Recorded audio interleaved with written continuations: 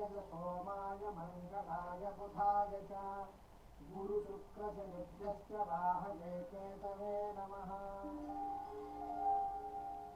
जपाकुसुमसङ्काशं काश्यपेयं महाद्युतिम् तमोरिं सर्वपापघ्नं प्रणतोऽस्मि दिवाकरम् दधिशङ्खतुषाराभं क्षीरार्णवसमुद्भवम्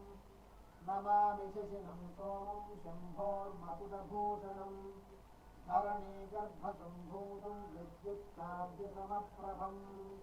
कुमारं शक्तिहस्तं तं मङ्गलं प्रणमाम्यहम्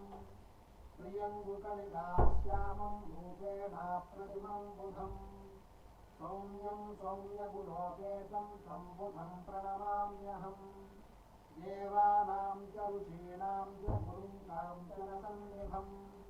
बुद्धिमन्तं त्रिलोकेशं तं नमामि बृहस्पतिम् हिमकुन्दमुलालाभं दैत्यानां परमं गुरुम् सर्वशास्त्रप्रवक्तारं भार्गवं प्रणमाम्यहम् नीलाञ्जनसमाभासं हरिपुत्रं यमाग्रजम् छायाभाताण्डसम्भूतं तं नमामि शनैश्चरम् अर्धकायं महावीर्यं चन्द्रादित्यविमर्दनम् सिंहिकागर्भसम्भूतं तं राहुं प्रणमाम्यहम्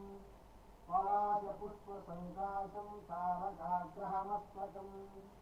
रौद्रं रौद्रात्मकं घोरं तं केतुं प्रणमाम्यहम् इति व्यासमुपोद्गीतं जपठेत्सु समाहितः दिवा वा यदि वा रात्रौ विघ्नशान्तिर्भविष्यति नरनारीनृपाणां च भवेत् दुःस्वप्रणाशनम् ऐश्वर्यमतुलं तेषामारोग्यं पुष्टिवर्धनम् ग्रहनक्षत्रजाः पीडाः तस्कराग्निसमुद्भवाः ताः सर्वाः प्रशमं यान्ति यातो भूतेन संशयः।